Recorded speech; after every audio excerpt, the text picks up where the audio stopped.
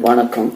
இன்னைக்கு நம்ம பார்க்கக்கூடிய பதிவு என்னன்னு பார்த்தீங்கன்னா, ஆங்கிலத்தில் ஃபாதர் டாடி அப்படின்னு சொன்னாலும் உணர முடியாத ஒரு பாசத்தை தமிழில் தந்தை அப்பா அப்படிங்கிற உணரக்கூடிய ஒரு கருத்தை தான் இன்னைக்கு நம்ம இந்த பதிவில் பார்க்க போகிறோம். அப்படி அப்பாங்கிற ஸ்தானத்தை பற்றிய பதிவு தான் இந்த பதிவு. தனக்கான வாழ்க்கை மட்டும் அல்லாமல் தன்னுடைய பிள்ளைகளுடைய கனவையும் சேர்ந்து சுமந்து செல்பவர் தான் அப்பா. அப்பாவுடைய பாசத்தை காட்டி, அப்பாவுடைய பாசம் தன் பிள்ளைகளுடைய கட்டி அணைப்பதில் பாசம் தெரியாது. நாம் என்னதான் தப்பு செஞ்சாலும் அதை தட்டி இதுதான்டா சரி, இது தவறு அப்படின்னு சொல்றது தான் தந்தையுடைய பாசமே தெரியும். தான் கற்காத அறிவு, கல்வி போன்றதில் தனக்கு கிடைக்காட்டாலும் தன் பிள்ளைகளுக்கு கிடைக்க வேண்டும் அப்படின்னு தான் கற்காத பிள்ளைகளை கல்வி பிள்ளைகளை கற்க வைப்பதில் தந்தையுடைய பாசம் தெரியும். பணமே இல்லாத காலங்களில் கூட, தன் தேவைக்கு கூட பணம் இல்லாட்டாலும் கூட, தன்னுடைய பிள்ளைகளுக்கு கஷ்டப்படாமல் இருக்கணுங்கிறதுக்காக வேண்டி எல்லாத்தையும் மறைத்து தன் பிள்ளைகளுக்கான தேவைகளை பூர்த்தி செய்வது தான் ஒரு சிறந்த அப்பா அப்படின்னு சொல்ல முடியாது.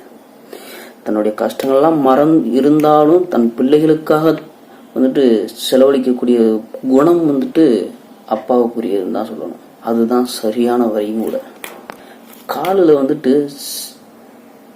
செருப்பு அணியாத காலங்கள்லயே ஒரு ஒத்தையடி பாதையில தான் பிள்ளை பாதையிலையும் தான் முள் பாதையிலையும் நடந்த காலமும் உண்டு.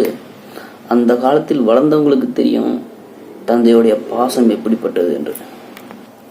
சின்ன வயசுல தன்னுடைய பிள்ளைகளுக்கு சைக்கிள் ஓட்டி தரும்போது எந்த இடத்துல விழுகிறானோ அந்த இடத்துல தரையை அடிச்சு, ஏன்டா என் பிள்ளைய கீழே தள்ளி விட்ட அப்படின்னு தரையை தட்டி அடிச்சு விட்டுட்டு, தான் பிள்ளையோடைய காயத்துல லேச தடைச்சி விட்டுட்டு, சைக்கிள் பழகிட்டடா தம்பி, இந்த ஓட்டு அப்படின்னு மறுபடியும் ஊக்கம் கொடுக்கறத தந்தையுடைய ஊக்கம் நமக்கு தெரியுது. பொது இடங்கள்லையும் சரி, பொது மக்களுக்கு முன்னாடி, சமுதாயத்துக்கு முன்னாடியும் சரி, தான் தோல்ல போட்ட துண்டு எந்த இடத்துலையுமே தோலை விட்டு கீழே இறங்கக்கூடாது, தலையை விட்டு கீழே இறங்கக்கூடாது அப்படின்னு நினைக்கிற அப்பாக்கள் நிறைய பேர் தன்னுடைய பிள்ளைகளுக்காக வேண்டி, தான் பிள்ளைகள் நீச்சல் பழகுவதற்காக வேண்டி தன் தோளில் போட்ட துண்டை எடுத்து தன் பிள்ளையுடைய இடுப்பில் கட்டி நீச்சல் கற்றுக் கொடுத்த காலம்தான் அப்பாவுடைய பாசங்களை பற்றி தெரிஞ்சக்கூடிய காலங்கள். 1000 கஷ்டங்கள் தனக்கு இருந்தாலும் தன் பிள்ளைகளை சென்று அடையாமல் தன்னுடைய கஷ்டங்களும் வேர்வை சிந்தி உழைத்த வேர்வையுடைய துளிகளுடைய சம்பாதித்த கஷ்டங்களும் தன் பிள்ளைகளுக்கு எதுவுமே தெரியாமல் பாதுகாத்துக் கொள்வதுதான் அப்பா. தான் ஓலை குடிசையில் சொகுசாக வாழ்ந்த காலமும் உண்டு, ஓட்டு வீடில் சொகுசாக வாழ்ந்த காலமும் உண்டு. ஆனால் தன் பிள்ளைகள் ஓலை குடிசையில் வாழ்வதா ஓட்டு வீட்டில் வாழ்வதா என்று கார வீடு கட்டி கொடுத்து, அந்த கார வீட்டில் கட்டிலில் படுக்க வைத்து விட்டு, தான் காடு கரையில கஷ்டப்பட்டு தரையில படுப்பவர் தான் அப்பா. அப்படி தரையில் படுக்கும் பொழுது ஒரு நாள் நீங்க தன்னுடைய தந்தையுடைய முகத்தை எந்திரிச்சு பாருங்க. அந்த முகத்துல எவ்வளவு சோர்வு தெரியும், எவ்வளவு கஷ்டங்கள் தெரியும், எவ்வளவு வேதனைகள் தெரியும். ஆனா அந்த வேதனைகள், கஷ்டங்கள், கவலைகள் எல்லாத்தையுமே மறந்து தன் பிள்ளைகளின் சந்தோஷம் மட்டும்தான் வாழ இருக்கணும் அப்படின்ட்டு மறைத்து வாழ்ந்து கட்டாந்தரையில் படுப்பவர் தான் வந்துட்டு தந்தை. நமக்கு வந்துட்டு ஒரு கட்டில் போதாது தூங்குவதற்கு, ஆனால் தந்தை தூங்குவதற்கு தான் தோளில் போட்டிருந்த துண்டை விரித்து தூங்குபவர் தான் வந்துட்டு தந்தை. இதை ஏன் சொல்ல வரேன்னா, இப்போ உள்ள மக்கள் வந்துட்டு மெத்தையில் படுத்து பழகி விட்டார்கள். ஆனால் அந்த மெத்தை இல்லாத காலங்களிலே வந்துட்டு தன் துண்டை வந்து மெத்தையாகவே பயன்படுத்தியவர் தான் வந்துட்டு தந்தை. ஒரு கடைக்கு சென்று ஒரு டீ குடிப்பதற்கு கூட யோசிக்கக்கூடிய தந்தைகள் வந்துட்டு தான் பிள்ளைகள் எது கேட்டாலும் வாங்கி கொடுக்கணும் அப்படின்னு வாங்கி கொடுப்பவர் தான் வந்துட்டு தந்தை. ஒரு கோவிலுக்கு போகிறோம், அந்த கோவிலுக்கு போயிட்டு சாமி கும்பிட்றோம். சாமி வந்துட்டு நல்லா கண்ணுக்கு தெரிஞ்சு போது நல்லா கும்பிட்ருவோம், பிரார்த்தனை பண்ணி கும்பிட்டுருவாங்க அப்பா அம்மார்கள்.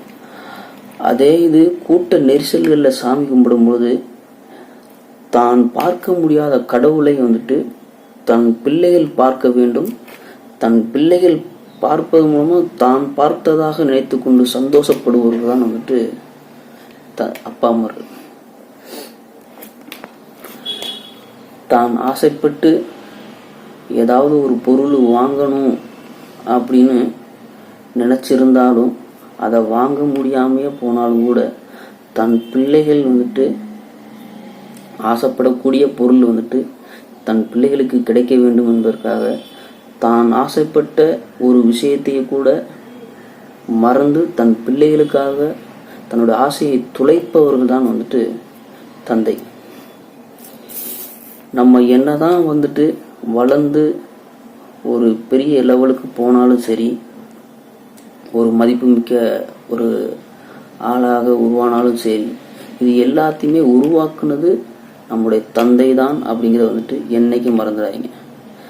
நம்முடைய அப்பாவுக்கு முன்னாடி நமக்கு எத்தனை குழந்தைகள் பிறந்தாலும் அவர்கள் தாத்தாவானாலும் சரி, பாட்டனாலும் சரி, முப்பாட்டனானாலும் சரி,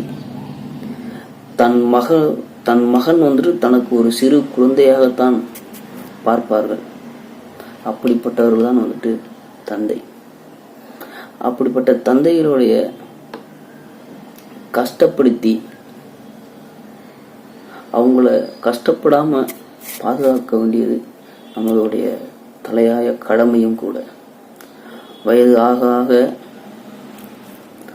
நாமல் தான் வந்துட்டு பெற்ற பிள்ளைகள் தான் வந்துட்டு அவர்களுக்கு அப்பாங்கிற ஸ்தானத்துல நமக்கு குழந்தையாக பிறந்திருக்கும் பொழுது நமக்கு கால கழுவி விட்டு குளிக்க வச்சு அழகு பார்த்தவரை நம்மளும் வந்துட்டு அவங்க வயதாக குழந்தை பருவத்தை அடையக்கூடிய நிலைமைக்கு வருவாங்க.